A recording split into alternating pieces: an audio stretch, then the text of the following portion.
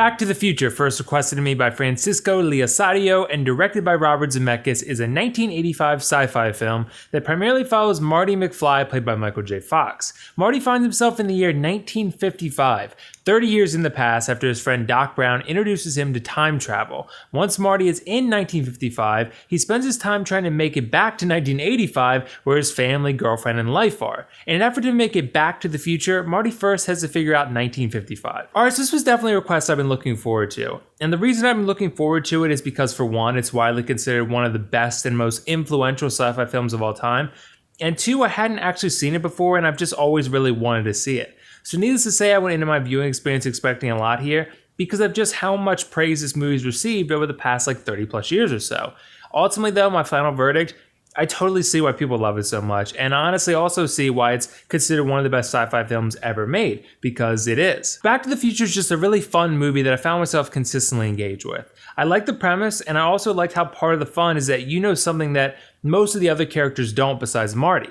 Because when Marty goes back to 1955, which is where the vast majority of this movie takes place, no one has any idea that he's from the future except Doc at one point. And Marty does a lot of interacting with his parents too in the younger days, which is kind of one of the driving plot lines here, which actually makes the movie real engaging because of the context in which these interactions are occurring. Most of the movie plays in a way that only allows Marty and the viewer access to important information, and the rest of the characters are pretty oblivious to the reality of these odd situations. So in that way, Back to the Future has a special relationship with the viewer because you're given unique access to the primary core of the story that most of the other characters just aren't. So that's cool, but what else is cool is the characters themselves. I really like the performances overall, and I think the writing also is pretty top-notch here. Each of the main recurring characters have an important role to play in this film, and they all provide a lot of value too. I think Doc's great, Marty's parents are great, and the other supporting characters are good too. But as for the writing itself, I feel like Back to the Future knows what its strengths are and what it wants to be, and it plays to those strengths very effectively. Robert Zemeckis clearly knew that this was a film that needed to be fun and engaging pretty much consistently due to the tongue-in-cheek style story. The script is written in a way that includes a lot of references to both 50s and 80s culture. I think that's one of the bigger charms of the Back to the Future experience overall. A film that knows what it is and plays to its strength is almost always a good thing. I want to jump back to the characters real quick though. As I mentioned, they're all great, but I thought Michael J. Fox and Christopher Lloyd, unsurprisingly, were the shining stars here. Michael J. Fox plays Marty in a way that feels typical yet endearing at the same time. He feels like your standard 80s movie teen, but he's likable because he's occasionally unsure of himself, yet still inherently good and even confident a lot of times in the end. He's just a very likable character that is easy to spend 2 hours with because he's fun and just, like I said, down to earth and likable as a character. As for Doc, he's just so zany and eccentric that he's also a good time, in a different kind of way than Marty is. It's like a good counterbalance. Christopher Lloyd isn't actually in the movie a ton, but when he does show up, he provides a jolt of energy to the story with his wacky personality. He and Michael J. Fox just have great chemistry on screen together. But something else that I really liked about Back to the Future was the sense of adventure that it offers. This sort of ties into the fun levels I mentioned earlier, but I found the film to be very high energy and adventurous, and it made me feel like I was being exposed to a whole new world in a fun and enlightening way.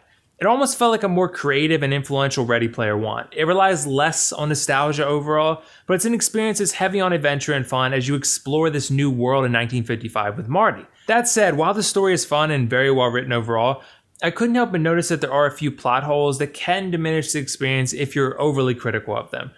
I think ultimately Back to the Future is a film that's built on fun and adventure like I mentioned and just doesn't ever take itself too seriously.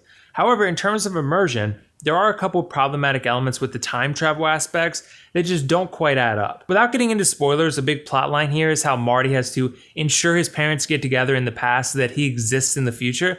But in the future or present time, wouldn't his parents look at him and wonder, wow, you look a lot like someone we used to know pretty well for like a week back in the 50s. That's weird. They never do though. And maybe this is something that's addressed in the sequels, I don't know because I haven't seen them.